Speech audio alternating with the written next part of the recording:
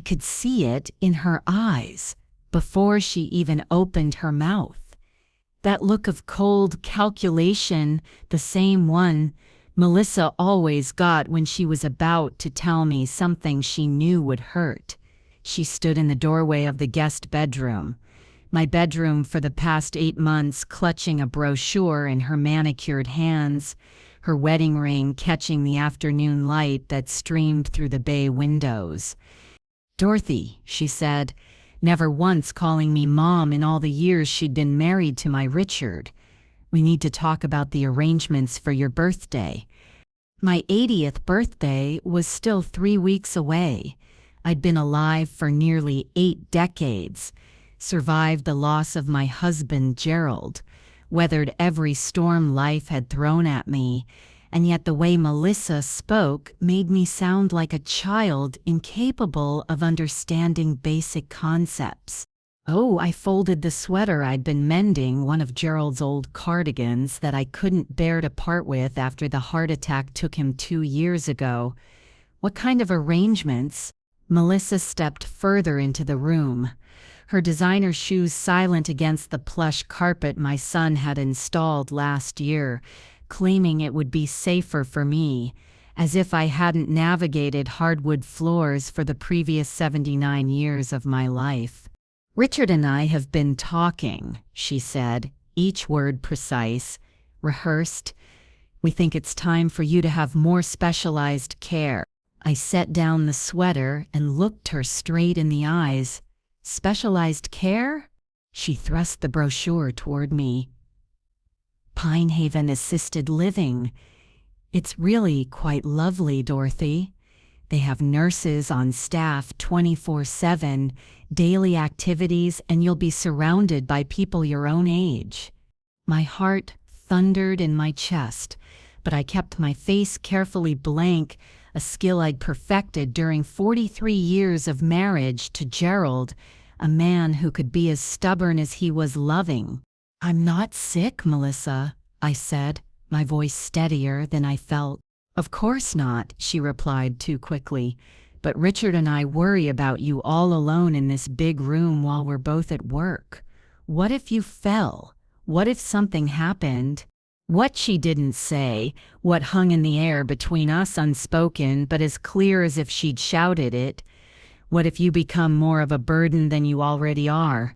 I took the brochure, noting the smiling elderly faces on the glossy cover, all with that same vacant happiness.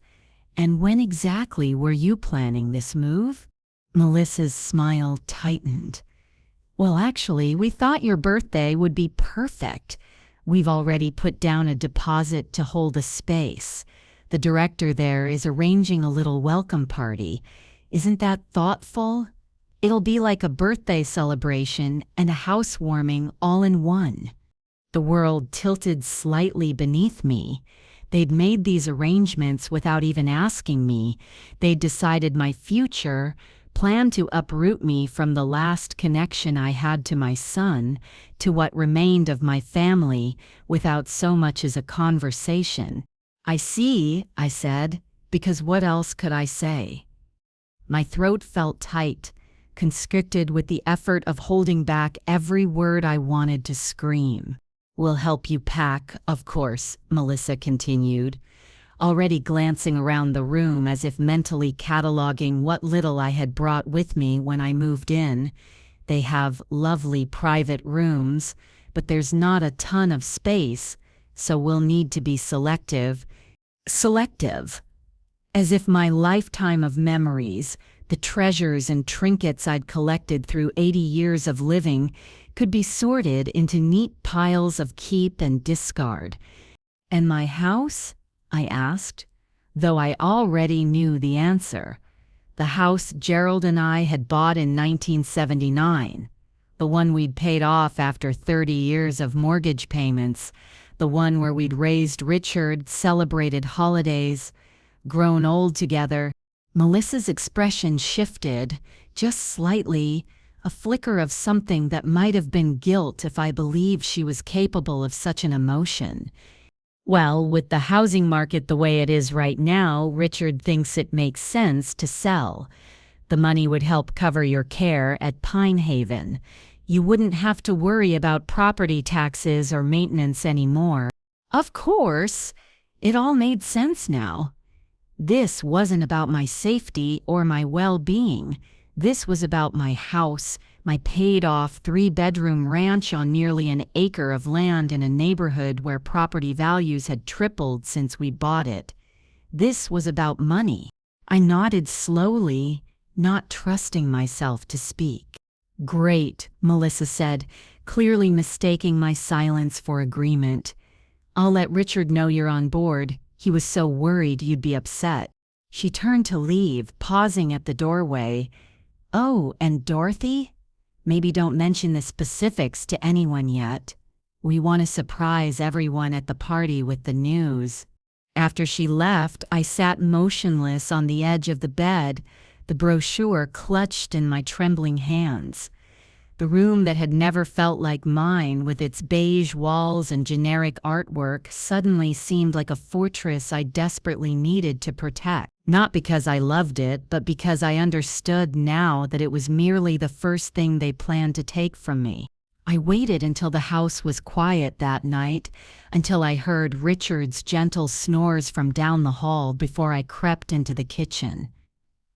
The landline phone, another relic they tolerated because it made me feel more comfortable, sat on the counter. I didn't dare use my cell phone. Melissa had set it up for me, and I didn't trust that she couldn't somehow see what calls I made. With trembling fingers, I dialed a number I knew by heart but hadn't called in over a year. "Hello?" The voice was groggy with sleep. "Sarah?" I whispered. "It's Dorothy. Dorothy Monroe. I'm sorry to call so late, but I need your help." Sarah Jenkins had been my friend since college, long before she became one of Boston's most respected elder law attorneys. More importantly, she'd been the one person who had warned me, gently but firmly, against moving in with Richard and Melissa when Gerald died. "Dorothy?" She was instantly alert. "What's wrong? Are you okay?" "No," I said, my voice breaking for the first time. "I'm not okay at all. They're trying to put me in a home, Sarah. They're going to sell my house." There was a pause, and I could almost see Sarah sitting up in bed, reaching for the notepad she always kept on her nightstand. "Tell me everything," she said, and so I did. By the time I hung up the phone, we had a plan. Not a perfect one, but a beginning, a way to fight back. "Remember what Gerald always told you," Sarah said before we disconnected. "Never let anyone make you feel small. You're Dorothy Monroe. You've survived worse than a scheming daughter-in-law." As I crept back to my room, careful to avoid the creaking floorboard near the hallway bathroom, I held those words close. Gerald had always believed in me, had seen strength in me even when I couldn't see it in myself. What would he think of me now, letting our son and his wife shuffle me off to some facility without so much as a fight? I knew what he'd think. He'd be disappointed. And for the first time since his death, that thought didn't crush me. Instead, it straightened my spine and lifted my chin. I may have been 80 years old, but I was not done yet. Not by a long shot. The next morning, when Richard poked his head into my room before leaving for work, I greeted him with a smile. "Morning, Mom," he said, already distracted, his tie slightly crooked, the way it always was when Melissa didn't check it. "Sleep okay?" "Just fine," I lied, setting aside the book I hadn't been reading. "Actually, I was thinking about my birthday." His eyes darted away, that tell he'd had since childhood when he was hiding something. "Yeah? What about it?" "I'd like to go back to the house," I said, keeping my voice light, casual. "Just for a day or two. There are some photo albums I want to bring for the party. Pictures of you growing up, you know." Richard hesitated, then nodded. "Sure. I guess that would be fine. I could take you this weekend." No need, I said. I was thinking I'd call Mrs. Peterson from next door. She's been checking on the place for me, and she mentioned she'd love to have lunch sometime. She could pick me up. A flash of relief crossed his face, and my heart broke a little more. My own son eager pass off the responsibility of spending time with me. Great idea, Mom.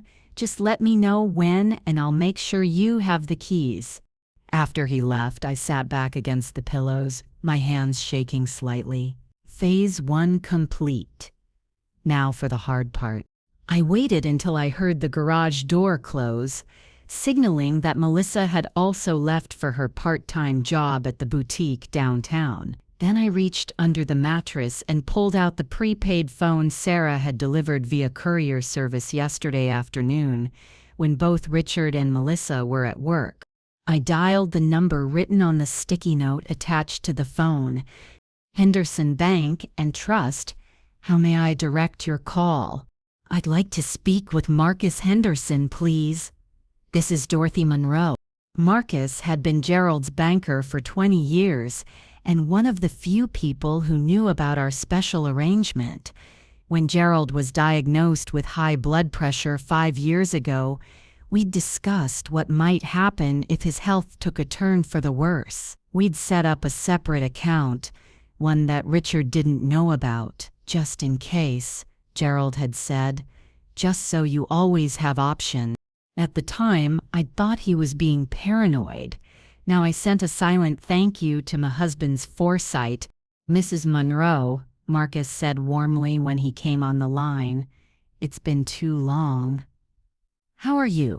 I've been better, Marcus, I admitted. I need to access the special account, the one Gerald set up. There was a pause.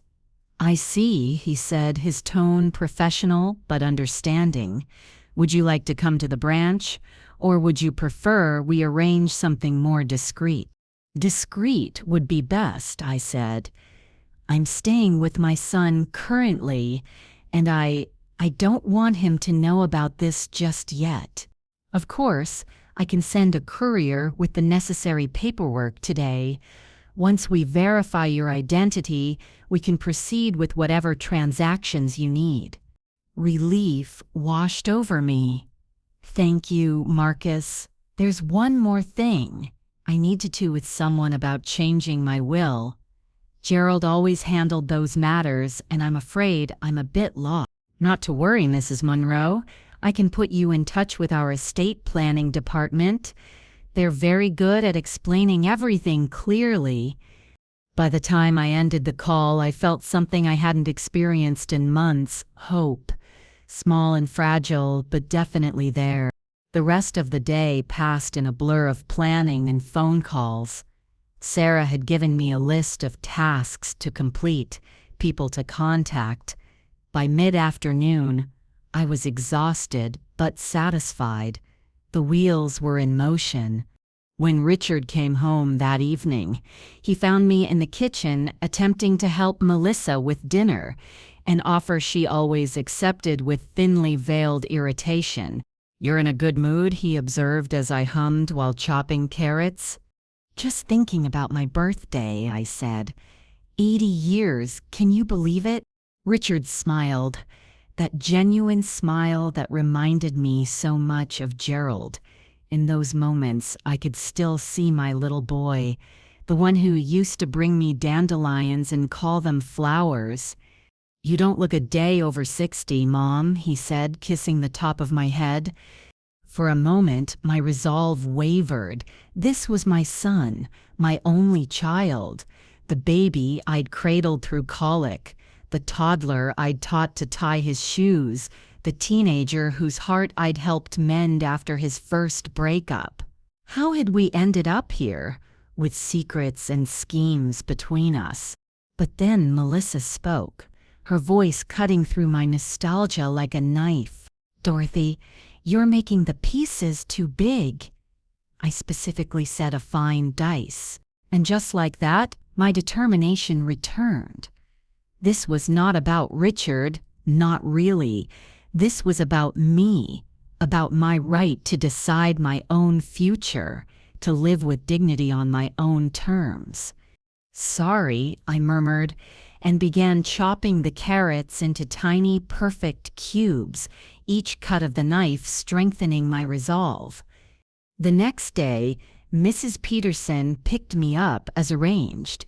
She was a widow, too, 10 years younger than me, with a no-nonsense attitude and a car that always smelled faintly of the cinnamon gum she was addicted to. "You look terrible," she said by way of greeting. "That daughter-in-law of yours driving you crazy?" I managed a smile. "Something like that." As we drove to my house, I filled her in on the situation. Mrs. Peterson had been my namer for 15 years. She'd brought casseroles when Gerald died and had checked on my empty house religiously since I'd moved in with Richard. "Those ungrateful little—" She cut herself off. "Sorry, Dorothy, but that just burns me up, after everything you've done for that boy." "I know," I said quietly, "but I've got a plan." She glanced at me, eyebrows raised. "Good. You always were smarter than people gave you credit for." At the house, everything was just as I'd left it 8 months ago, though dustier. Mrs. Peterson had kept it clean, but there's only so much one person can do for an empty house. I ran my hand along the back of Gerald's recliner, remembering how he'd sit there every evening, reading glasses perched on the end of his nose as he worked through the crossword puzzle. "Take your time," Mrs. Peterson said gently. "I'll make us some tea. I brought groceries last week, just in case you wanted to stay a while." I nodded gratefully and continued my tour of the house. Our bedroom, with the quilt my mother had made as a wedding present, the kitchen with its outdated cabinets that Gerald had always promised to replace but never got around to, the living room where we'd celebrated 40 Christmases. Everything was exactly as it had been, frozen in time like a museum of my former life, and yet it felt different now, hollow somehow, as if the soul of the house had departed with Gerald. That's when I realized this wasn't about the house, not really. It was about choice, about having the power to decide where and how I would spend my remaining years. In the study, I found what I was looking for: the small safe hidden behind a false panel in the bookshelf. Gerald had installed it himself, proud of his handiwork. Inside was everything I needed: our marriage certificate, the deed to the house, insurance policies, and most importantly, the documents for the account Marcus had mentioned. I gathered everything into the tote bag I'd brought, then joined Mrs. Peterson in the kitchen. "Found what you needed?" she asked, sliding a cup of tea toward me. "Yes," I said, "and I've made a decision. I'm not going back to Richard's." She nodded, unsurprised. "I figured as much when you asked me to buy groceries." "You seeing here, then?" I considered it, looking around the kitchen that held so many memories. "No," I said finally. "Not here. I need a fresh start. Somewhere they won't think to look right away." Mrs. Peterson sipped her tea thoughtfully. "My sister lives in that new senior community across town. Sunflower something, says it's nice. Everyone has their own little apartment, but there's community too, and security at the entrance." "Sunflower Retirement Community," I said, remembering the advertisements I'd seen. It wasn't anything like Pinehaven. Residents lived independently, came and went as they pleased. There were activities if you wanted them, privacy if you didn't.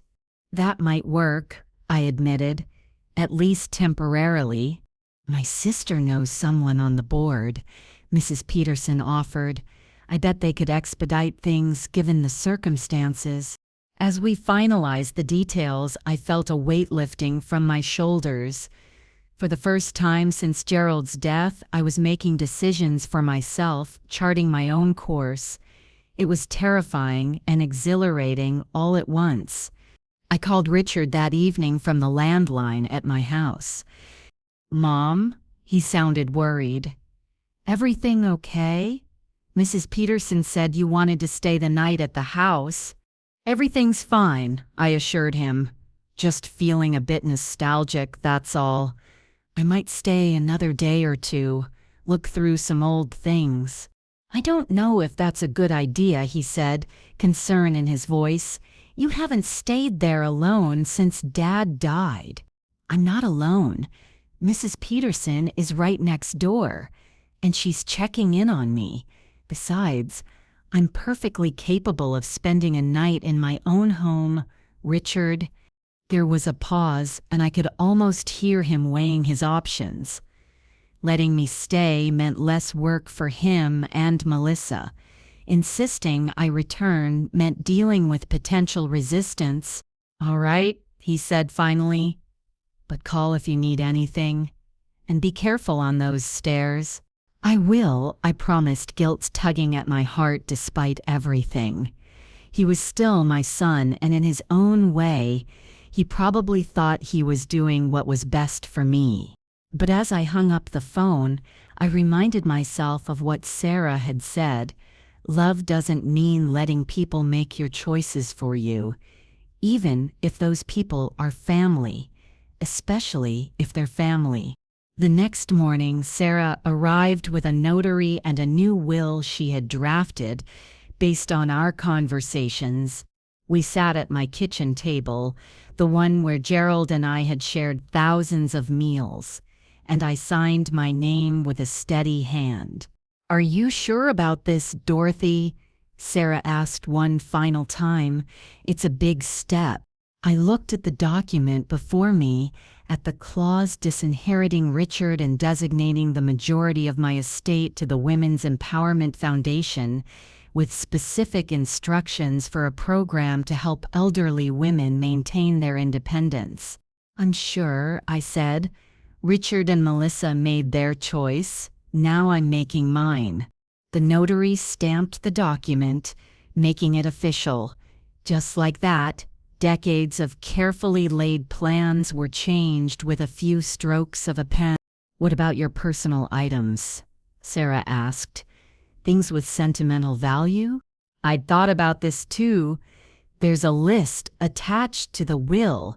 Certain things for Richard, his baby book, family photos, his father's watch. The rest will be sold or donated." Sarah nodded, understanding in her eyes. She'd seen this before. I realized elderly clients forced make difficult choices when family failed them. "And the house? I'll stay here just long enough to get everything in order. Then I'll move to Sunflower. Once I'm settled, we can put it on the market."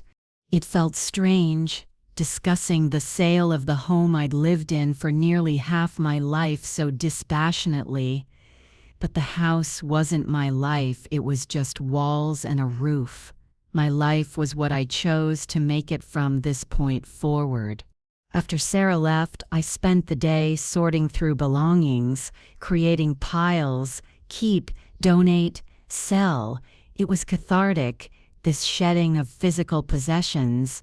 Each item I placed in the donate box felt like releasing a small weight I hadn't known I was carrying. I kept only what truly mattered: Gerald's reading glasses, the quilt my mother made, photo albums carefully curated to include the happiest memories. Everything else could go. That night, I slept in my own bed for what I knew might be the last time. The sheets still smelled faintly of the lavender sachets I'd placed in the linen closet before moving out. As I drifted off to sleep, I imagined I could feel Gerald's presence beside me, his silent approval warming me like a physical touch. "I'm doing it, Gerald," I whispered into the darkness. "I'm taking care of myself just like you always wanted." The following days passed in a whirlwind of activity. Mrs. Peterson's sister, Joan, arranged a meeting with the Sunflower Board, who agreed to expedite my application given the circumstances.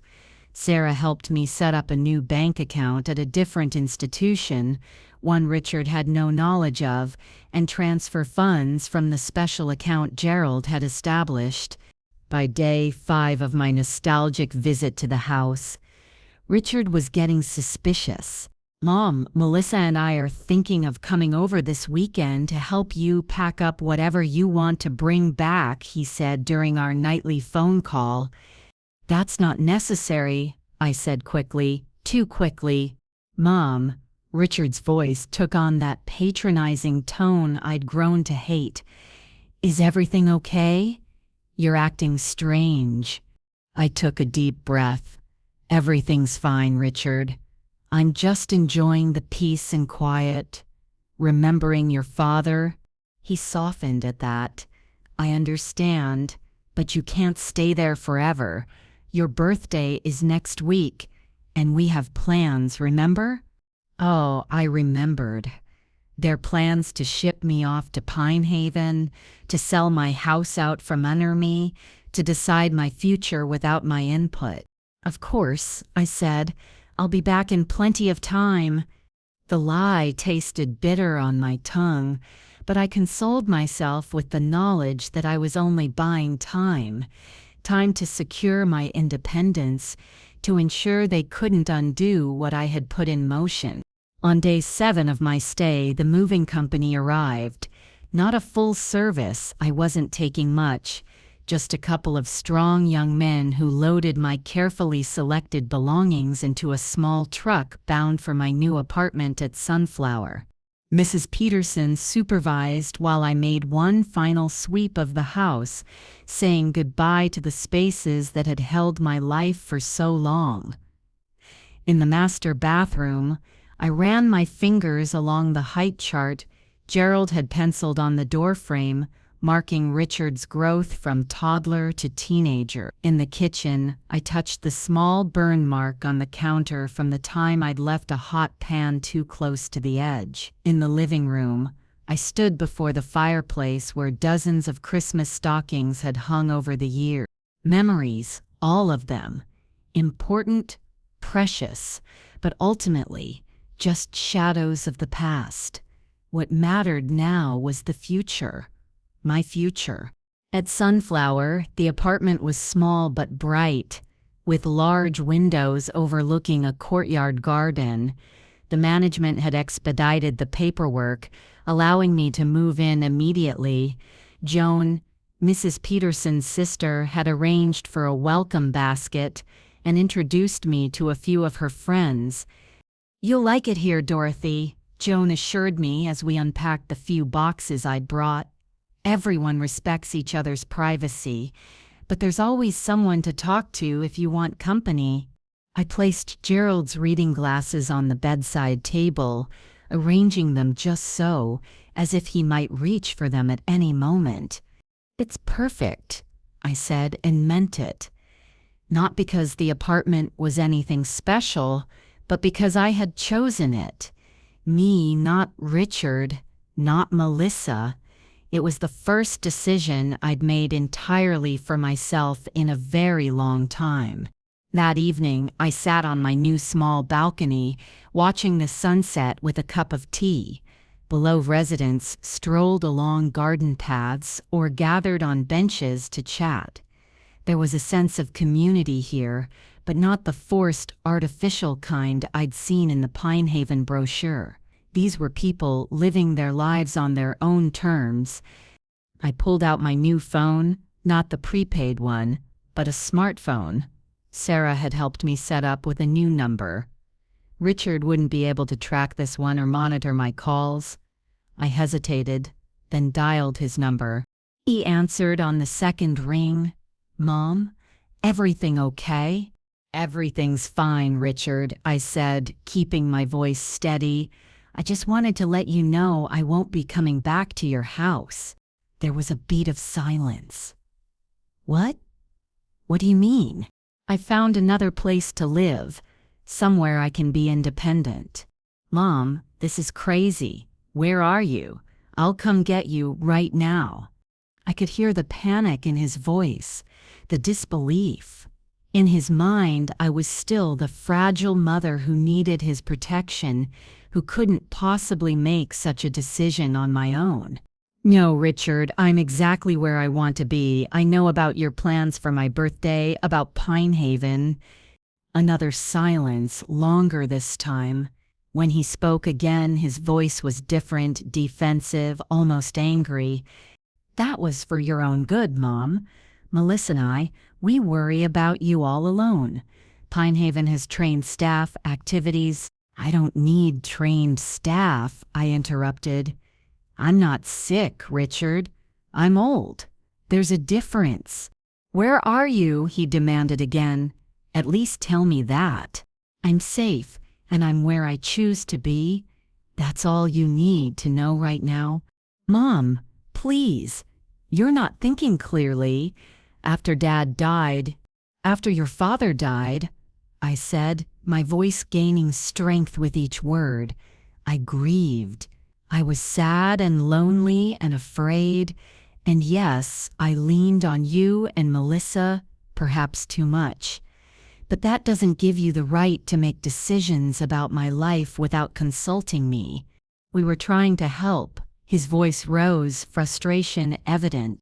No, you were trying to control. There's a difference there too.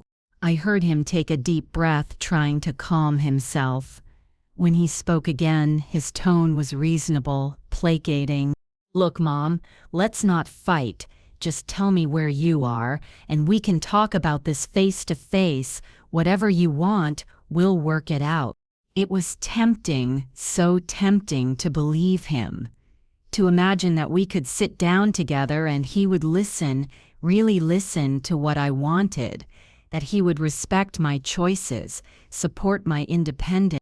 But then I remembered the way he and Melissa had planned my move to Pine Haven behind my back, the way they'd discussed selling my house as if it were already theirs to dispose of, the casual cruelty of making these life-altering decisions without once asking what I wanted. I'll call you after my birthday, I said finally. We can talk then. Mom. Goodbye, Richard. I ended the call before he could say more, before my resolve could weaken. Then I turned off the phone entirely, knowing he would try to call back, perhaps even attempt to trace the number. That night I slept fitfully, dreams filled with fragments of the past, Gerald's laugh, Richard as a child, the house we'd made into a home. I woke early, disoriented in the unfamiliar apartment, momentarily forgetting where I was and how I'd gotten there. Then reality settled back in, along with a strange sense of peace. I had done it. I had taken control of my life, set boundaries, made choices based on what I wanted rather than what others thought was best for me. Over the next few days, I settled into a routine at Sunflower, breakfast in the community dining room, where I gradually got to know some of the other residents, a walk in the gardens, where the spring flowers were just beginning to bloom, afternoons spent arranging my new apartment, making it feel like home. I discovered an art class offered in the community center and signed up on impulse. I'd always wanted to learn to paint, but had never found the time. There was always something more important, more pressing, more necessary. First time? Asked the woman next to me, a sprightly octogenarian named Vivian with a cloud of white hair and paint-spattered hands. Is it that obvious? I laughed, gesturing to my clumsy attempt at a still life. We all start somewhere, she said kindly. I didn't pick up a brush until I was 70. Now I can't imagine life without it. As the instructor moved around the room, offering gentle guidance and encouragement, I felt something unexpected. Joy. Pure, simple joy in the act of creation, in the freedom to make mistakes and learn from them, in the company of others who accepted me exactly as I was. By the time my 80th birthday arrived, the day Richard and Melissa had planned to move me, Pine Haven, I had turned my phone back on but kept it mostly for emergencies. Richard had called dozens of times, left messages ranging from concerned to angry to pleading. I listened to each one but didn't call back. Not yet. I wasn't ready. Instead, I celebrated my birthday with my new friends at Sunflower. Vivian from the art class organized a small gathering in the community room. Cake, punch, even a few modest gifts. People I'd known for less than 2 weeks saying happy birthday with genuine warmth. Make a wish, Joan urged as I prepared to blow out the candles, all 8 of them, one for each decade. I closed my eyes thinking, what did I wish for? Not to go back, the past was done. Not for Richard to suffer. Despite everything, he was still my son, and I loved him. No, what I wished for was simpler, pure, courage to continue on this new path, to build a life that was truly mine, to face whatever came next with grace and strength. I blew out the candles in one breath to the applause of my new friends. Later that evening, alone in my apartment, I finally called Richard back. "Mom?" His voice was a mixture of relief and weariness. "Are you okay? We've been worried sick." "I'm fine, Richard. Better than fine, actually." "Where are you? Please, just tell me where you are." I hesitated. "I'm at Sunflower Retirement Community. I have my own apartment here." "Sunflower? But that's not a care facility. There are no nurses, no—" "I don't need nurses, Richard. I'm perfectly capable of living independently. But what if something happens? What if you fall? Then I'll use the emergency call button they've provided. Or I'll call 911 like any other adult would." He was silent for a moment. "I don't understand, Mom. Why didn't you just talk to us? Why all the secrecy?" "Would you have listened?" I asked quietly. "If I'd told you I didn't want to go to Pinehaven, that I wanted to make my own choices, would you and Melissa have respected that?" His silence was answer enough. "That's what I thought," I said, not unkindly. "Richard, I love you. You're my son, and nothing will ever change that. But I'm also a person in my own right, with the capacity and the right to make decisions about my own life." "I was just trying to take care of you," he said, his voice small, "like you always took care of me." My heart softened. I know, but there's a difference between caring for someone and controlling them. Your father understood that. He always supported my independence, even when he worried. "Dad?" Richard sounded surprised. "What does he have to do with this?" "Everything," I said simply. "The account that helped me move here, set up my new life. He arranged it years ago. Just in case," he said. He wanted to make sure I would always have options, always be able to choose my own path. Another silence, longer this time. I could almost hear Richard processing this information, recalibrating his understanding on his father, of me, of our family dynamics. "There's something else you should know," I continued, deciding it was best to get everything out in the open. "I've changed my will." "Your will? Sharp now, alert? What do you mean?" "The house, my savings, most of my possessions, they'll go to the Women's Empowerment Foundation after I'm gone. They run a program to help elderly women maintain their independence." "You're cutting me out?" His voice rose in disbelief. "Your own son?" "Not entirely," I said calmly. "You'll still receive some personal items, things with sentimental value, but yes, the bulk of the estate will go elsewhere."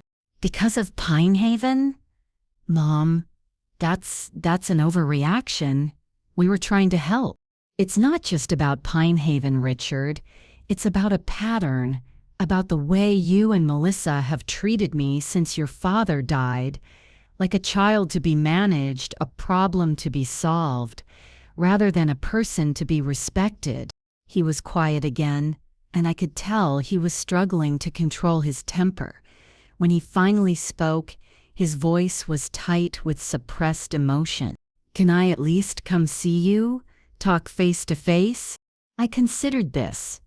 Part of me wanted to say no, to maintain the distance that had given me such clarity, but he was still my son, and this estrangement, necessary as it had been, couldn't last forever. "All right," I agreed, "but just you, not Melissa, and we'll meet somewhere neutral, the cafe here at Sunflower." "When?" "Tomorrow afternoon, 2 o'clock." After we hung up, I sat for a long time, turning the conversation over in my mind. Had I been too harsh? Too unyielding? But then I remembered the casual way Melissa had informed me of their plans, the way Richard had avoided meeting my eyes at the airport, and my doubts faded. Sometimes love meant setting boundaries. Sometimes it meant saying no to those who thought they knew better than you what you needed. I slept soundly that night, dreamless and peaceful, and woke feeling rested in a way I hadn't in months. I spent the morning in the art class, working on a landscape that was slowly taking shape under Vivian's patient guidance. "You've got a good eye," she told me, studying my attempt at capturing the garden view. "Just trust yourself more. The paint knows what to do if you let it. Trust yourself." Such simple advice, and yet so profound. Wasn't that what this whole journey had been about? Learning to trust myself again, my judgment, my ability to navigate the world on my own terms. At 2 o'clock, I waited in the Sunflower Cafe, a bright, airy space with large windows overlooking the central garden. I'd chosen a table in the corner, partially screened by a large potted fern, allowing for some privacy while still being in public view. When Richard walked in, I almost didn't recognize him. In just a few weeks, he seemed to have aged, his shoulders slightly hunched, dark circles under his eyes. He scanned the room anxiously before spotting me, relief washing over his face. "Mom," he said, approaching the table with hesitant steps. I gestured to the chair across from me. "Sit down, Richard." He did, fidgeting with the napkin dispenser, unable to meet my gaze for more than a few seconds at a time. The confident, patronizing son who had planned to ship me off to Pinehaven was nowhere to be seen. "You look good," he said finally. "Healthy." "I am good," I confirmed.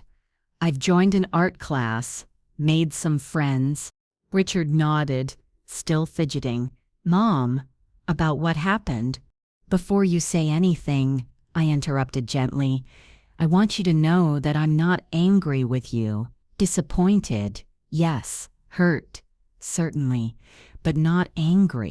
He looked up, surprise evident in his eyes. Gerald's eyes, I realized with a pang.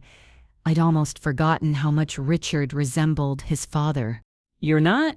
"No, I've had time to think, to gain some perspective, and I believe you thought you were doing what was best for me in your own way." Relief flooded his features. "We were, Mom. I swear. Pinehaven has great reviews, and we were worried about you being alone, especially after that time you fell in the shower." I held up a hand, stopping him. "Richard, I appreciate that you were concerned, but the issue was never about whether Pinehaven was a nice place or whether you were worried. It was about making decisions for me without my input, about treating me like I was incapable of determining my own future." He had the grace to look ashamed. "I didn't see it that way." "I know you didn't." "That's part of the problem." I took a sip of my tea, gathering my thoughts. When did you stop seeing me as a person, Richard? When did I become just elderly mother in your mind, a category rather than an individual? He flinched as if I'd slapped him. That's not fair. Isn't it? You and Melissa planned to move me to a facility without even discussing it with me. You were going to sell my house, the home your father and I built where you grew up, without my consent. How is that seeing me as a person with agency and dignity? Richard's face flushed. We were going to use the money for your care. My care, I repeated softly. Care I didn't ask for, didn't need, and didn't want. Care that would have stripped me of my independence, my community, my sense of self. He fell silent, staring down at the table. Did you know, I continued, my voice gentle but firm, that the rate of depression among elderly people in assisted living facilities is significantly higher than among those who maintain their independence? Did you research that before making plans for my care? No, he admitted quietly. Did you consider alternatives? Senior communities like this one, where I have my own apartment but access to services if I need them. Home health aides who could have visited me at my house? Any option that might have preserved my dignity and autonomy? Another shake of his head. That's why I left, Richard. Not because I don't love you or appreciate your concern, but because I needed to show you, and perhaps myself, that I am still capable of making my own choices. That being old doesn't mean surrendering control of my life to others, even well-meaning others. We sat in silence for a moment, the ambient sounds of the cafe, quiet conversations, the clink cups on saucers, soft music playing in the background, filling the space between us. Finally, Richard looked up, his eyes damp. I messed up, didn't I? I reached across the table and took his hand. Yes, but not irreparably. What about the will? He asked, a hint of the old defensiveness creeping back into his voice. Was that really necessary? I think it was, I said steadily. It made a statement about what I value: independence, dignity, respect for the elderly. The foundation will use that money to help other women like me maintain their autonomy. I can't think of a better legacy. But what about my legacy? My inheritance? There it was, the heart of the matter. Not concern for my welfare, but concern for what would happen to my assets after I was gone. Richard, your father and I gave you every advantage. A good home, college education, help with the down payment on your first house. We supported you while you built your career, cared for your children when they were small. That was our gift to you, freely given and gladly, but my estate is mine to dispose of as I see fit. He withdrew his hand, hurt and anger flashing across his face. So that's it? You're punishing me by cutting me out completely? Not completely, I corrected. As I said, you'll receive personal items, family photos, mementos, things with sentimental rather than monetary value. And I'm not punishing you, Richard. I'm making a choice that reflects my values and priorities. What about Melissa, the kids? Your children are adults now with careers of their own, just as you were when your father died. And Melissa, I paused, choosing my words carefully. Melissa has made it very clear over the years that she sees me as a burden rather than family. I'm simply acknowledging that reality. Richard stood abruptly, his chair scraping against the floor. Several heads turned in our direction. I can't believe this, he hissed. After everything we've done for you. Sit down, Richard, I said quietly but firmly. We're not finished. To my surprise, he obeyed, sinking back into his chair with a defeated expression. I didn't ask you here to argue about the will, I continued. That decision is made, and it's final. I ask you here because, despite everything, you're still my son, and I love you. I'm willing to rebuild our relationship, but it has to be on new terms, terms that respect my autonomy and dignity. What terms? He asked warily. First, you accept that I will live where I choose currently here at Sunflower. Second, you and Melissa treat me as an adult capable of making my own decisions, not a child to be managed.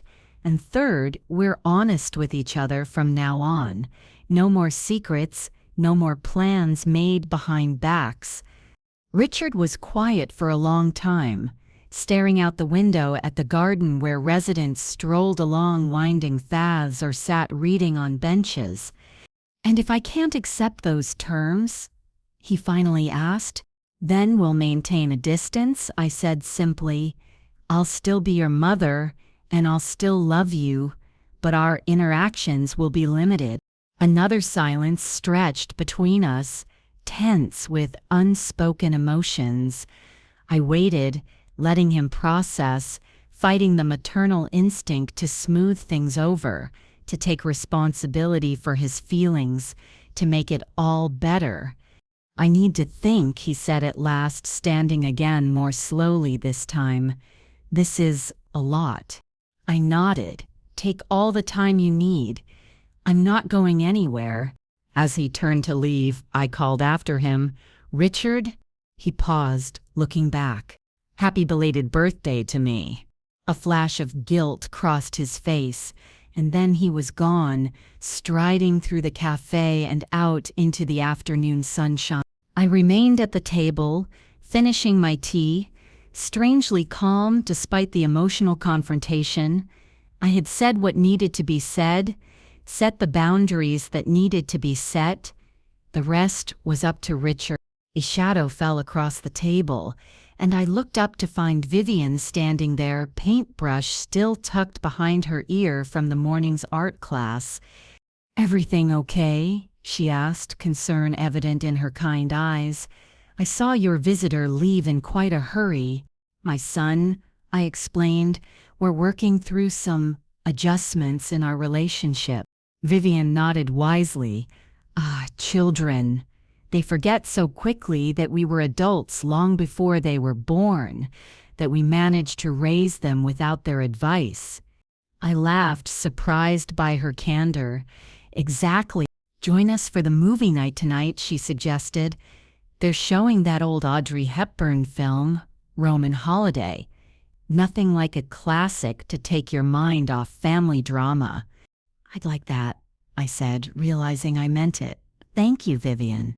As she walked away, I felt a surge of gratitude for this new friend, for all the new connections I was making here at Sunflower, people who saw me as I was now, not as the mother or wife I had been, not as a problem to be solved or a burden to be managed, but simply as Dorothy, a woman with interests and opinions and a life still very much in progress.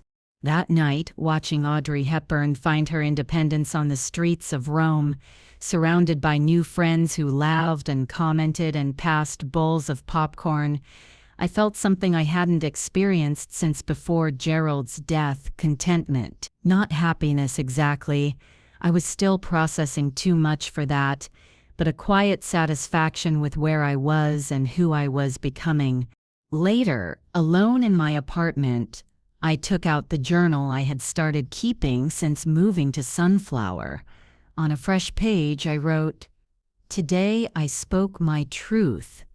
It wasn't easy, and the outcome is uncertain, but for the first time in years, I feel like myself again, not just someone's mother or widow, but Dorothy Monroe, a woman with her own path to follow."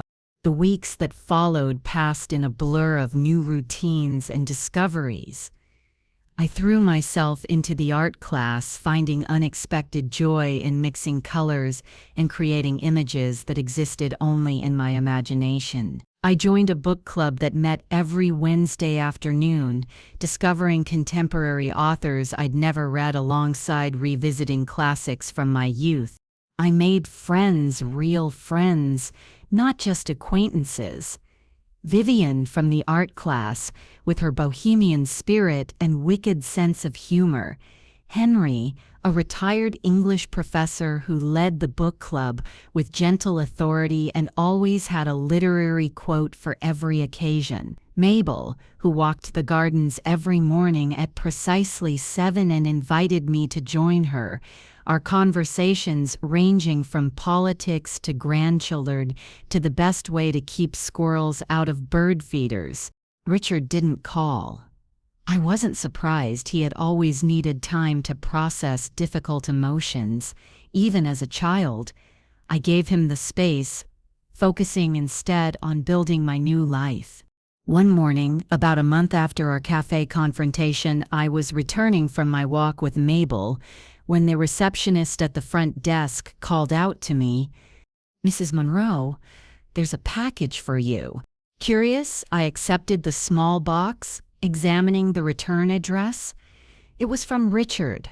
In my apartment, I opened it carefully, unsure what to expect.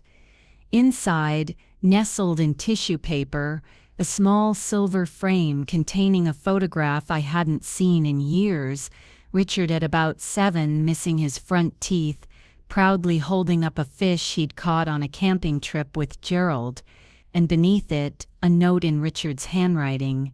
"Mom, I've been doing a lot of thinking. You were right about so many things.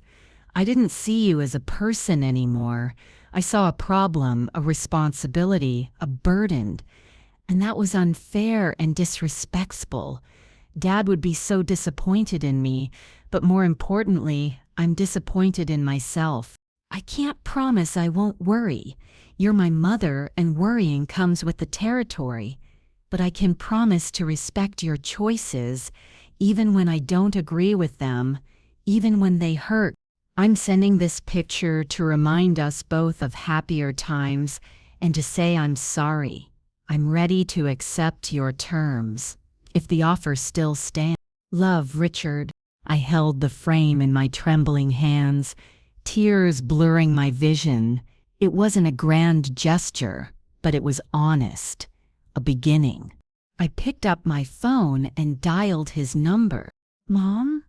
He answered on the first ring, as if he'd been waiting by the phone. "I got your package," I said. "Thank you. Did you mean what you said about rebuilding our relationship?" "I did. I still do. Even after everything?" "Richard," I said gently, "I've been a mother a lot longer than you've been a son. I know something about forgiveness." He laughed, a small, relieved sound. "Can I come see you? Maybe this weekend?" "I'd like that. And Richard? Just you, please. We'll work up to Melissa." "Understood. Thank you, Mom." After we hung up, I placed the framed photo on my bedside table next to Gerald's reading glasses, a bridge between past and present, a reminder of what had been and what could still be. The following weekend, Richard came alone as promised. We walked the gardens together, awkward at first, then gradually more comfortable as we fell into the familiar rhythms of conversation. He asked about my art class, seemed genuinely interested in my new friends, admitted that Sunflower was nothing like he'd imagined. "It's not a nursing home," he said, watching a group of residents playing bocce on the lawn. "Everyone seems so active." "That's because we are," I pointed out. "Being old doesn't mean being inactive or disengaged. It just means having more life experience to draw from." He nodded thoughtfully. "I see that now." We had lunch in the cafe where he apologized formally for the Pinehaven plan. "We should have talked to you first," he admitted. "Asked what you wanted instead of deciding for you." "Yes, you should have," I agreed. "But I appreciate you recognizing that now." As we finished our meal, he hesitated, then asked the question I'd been expecting. About the will, Richard, I said firmly, that's not up for discussion. My decision stands. He flinched slightly but nodded. I understand. I don't agree, but I understand. It wasn't perfect, this new detente between us. There were still wounds healing, trust being rebuilt, but it was something, a foundation we could build upon if we both chose to. As summer turned to fall, my life at Sunflower settled into a comfortable routine. Art classes twice a week, book club on Wednesdays, walks with Mabel in the mornings, movie nights with Vivian and the others. Richard visited every other weekend, sometimes bringing his children, my grandchildren, who seemed surprisingly interested in their grandmother's new life. Melissa remained conspicuously absent, though Richard mentioned she sent her regards. I didn't press the issue. Some relationships were beyond repair, and I had made my peace with that. In October, 6 months after my move to Sunflower, the art instructor organized a small exhibition of student work in the community center. To my astonishment, my landscape of the garden was included. "It's quite good, Dorothy," Henry said at the opening, studying my painting with the serious attention he gave to everything. "You've captured the light beautifully." "Beginner's luck," I demurred, but secretly, I was proud. At 80 years old, I had discovered a new talent, a new passion. Richard came to the exhibition, bringing flowers and taking photos of me standing beside my painting. "Dad would be so proud," he said, and for once the mention of Gerald didn't bring pain, only a warm glow of agreement. Later that week, I received another package from Richard. Inside was a beautifully bound photo album filled with pictures of our family through the years. Gerald and me on our wedding day, Richard as a baby, family vacations, holidays, ordinary moments captured and preserved. The note read simply, "Some memories are too precious to lose. I made a copy for myself, but the originals belong with you. Love, Richard." It was a peace offering, a tangible acknowledgement of our shared history and the value of preserving it. I spent an entire afternoon turning the pages, remembering each moment, grateful for the life I had lived and the lives that had intersected with mine. That night, I dreamed of Gerald. We were sitting on the porch of our old house, watching the sunset as we had done so many evenings. He looked exactly as he had in his prime, strong, vital, his eyes crinkling at the corners when he smiled. "You did it, Dot," he said, using the nickname only he had ever called me. "You found your way." "I had help," I told him. "Your account, Sarah, my new friends." He shook his head. "No, the strength was always yours. I just made sure you had the resources to use it when the time came." I woke with tears on my cheeks, but they weren't tears of sadness. Gerald had always seen me more clearly than I saw myself, had recognized a strength in me I'd forgotten was there. Now I felt that strength every day in the boundaries I maintained, the choices I made, the life I was building on my own terms. One year after my move to Sunflower, I celebrated my 81st birthday with a proper party in the community center. Richard came, bringing a cake from my favorite bakery. Vivian organized games. Henry recited a poem he'd written for the occasion, and Mabel presented me with a beautiful scarf she'd knitted herself. As I looked around at the faces, some new, some familiar, all dear to me now, I realized that I had created something precious, a life of my own choosing, surrounded by people who respected me for who I was, not what I could give them or what role I played in their lives. Later, after the guests had gone and I was alone in my apartment, I took out my journal and wrote, At 81, I am more myself than I have ever been.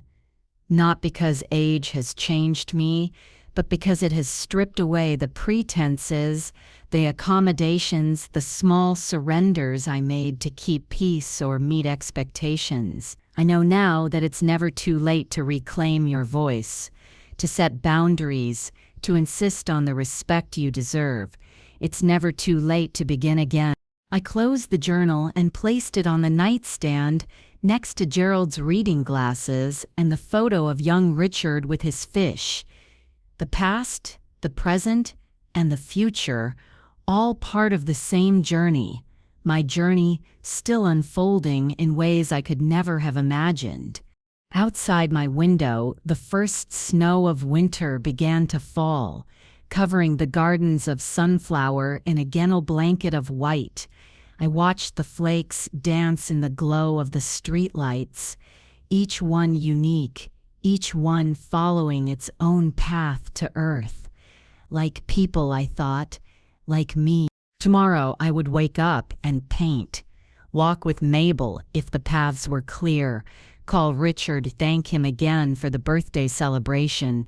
I would continue building this new life day by day, choice by choice. And for the first time in a very long time, I looked forward to tomorrow with anticipation rather than dread. Not because I knew what it would bring, but because whatever it brought, the choices would be mine to make. My name is Dorothy Monroe. I am 81 years old, and I am exactly where I want to be.